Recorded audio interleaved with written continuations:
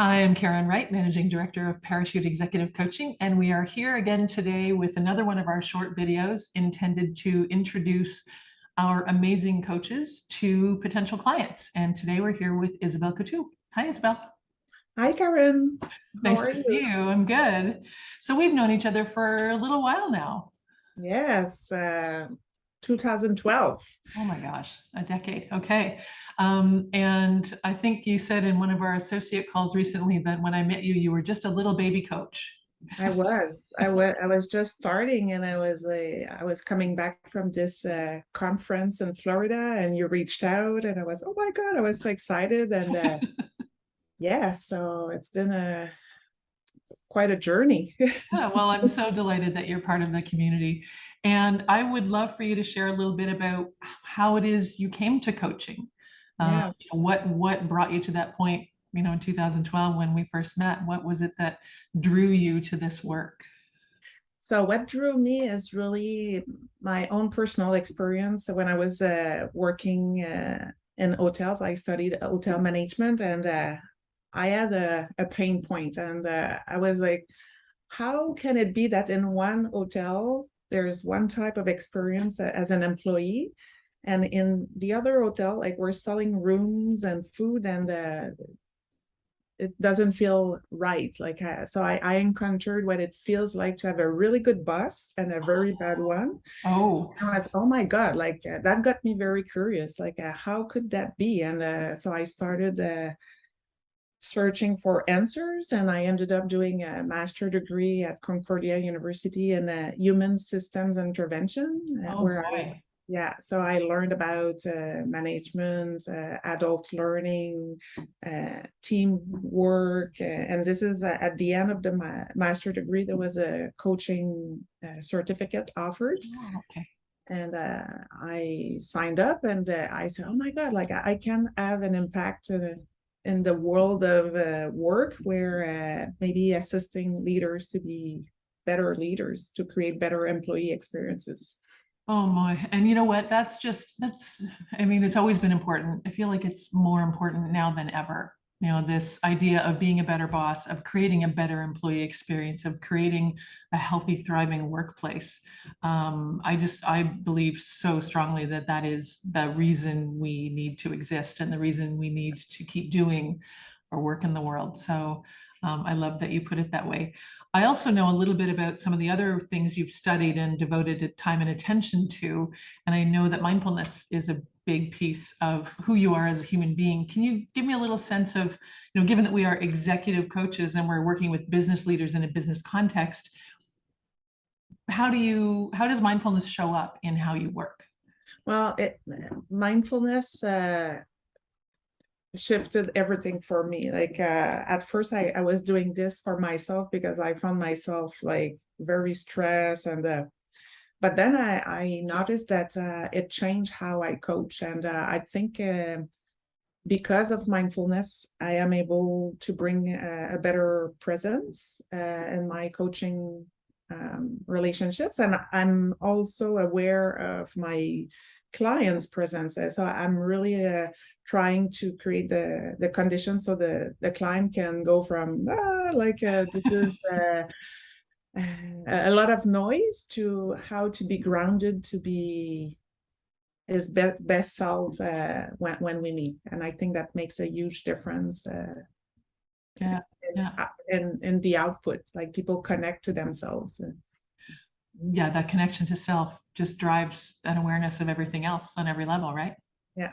So yeah, no, I agree. I think that a mindfulness practice is certainly a very strong self-care and self-management practice. And I agree with you. When I started practicing, it really did change how I showed up with clients and what I noticed and yeah, just like how I engaged with them. So yeah, I agree. It's really, really valuable. What are some of the other things you've paid attention to or formally studied that affect or impact your coaching? Yeah. So my approach is very eclectic. Sometimes, like I love cooking, and I often say like I coach like I cook. So I'm very creative. So there are not two coaching sessions that are alike. I love And that. so it's very like I try to discover, okay, who's the person in front of me? What do they want to eat? Could I co-create with them? And I would say my approach is taking into account the system they are operating within. Mhm, So I study the systemic approach, mhm. and yeah, we co-create, and I'm paying attention to make sure that there's alignment, mind, body, heart, like so a bit of a somatic work Nice. with clients, and very creative. Like I often find inspiration in what the client brings, what is around me. Yeah, so it's a nice space to co-create. I love that. And the somatic idea, the addressing that mind-body connection. I mean, I know our clients are so in their brains so much that Yeah. if we can get them just noticing what else is going on, that's oftentimes a big opening for new insight, isn't it? Oh yes, Yeah. I had the experience today with a client. Like she said she was very confused, and I said, "How would you like to feel?" And she said, "I'd like to feel at peace." I said, "Okay, so if you connect with yourself right now, like where does that happen in your body?" And she was able, like in front of me, like to access that peace. Wow. And then how she was looking at her whole topic really shifted. So that's almost magical when you give Yeah. access to people to this connection, mind body. Beautiful. Wonderful. What do clients say about you? How do people describe you as a coach? They say that I'm very approachable. Oh, good. So they feel at ease. They feel comfort. Like they feel that there's this space for non-judgment to be really who they are. That this we have fun. Like I often say, like it doesn't need to hurt. So I know, right? yeah, so fun, creative, approachable, often like insightful. Yeah. Nice. Nice. What else, other than the fact that you've got a lot of experience and you're qualified, you've taken lots of training and so on, what would you want people to know about you as a human being, other than now we know that you cook, so I'm coming over for dinner.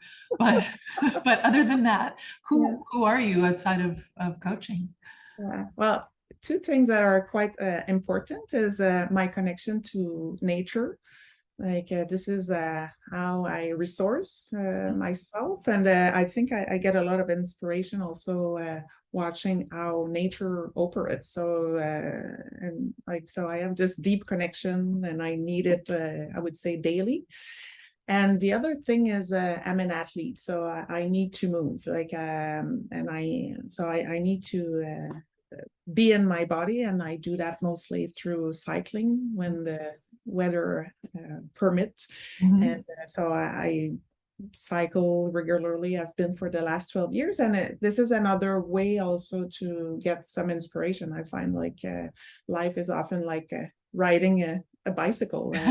Sometimes you have headwinds, you have hills to climb. Sometimes it's you Flat, have a nice flat tire. flat tires. Like yeah, so I draw from my personal experience also to bring some metaphors, and using also what my clients love, like drawing on their own Yeah. passion and metaphors. Yeah. Oh, lovely. Um, how many languages do you speak, and do you coach in all of those languages? Well, as for now, I speak French, English, Spanish. I do coach and work in these three languages. And now I'm learning a fourth one. I'm currently learning Portuguese. Oh my gosh, that's a hard language.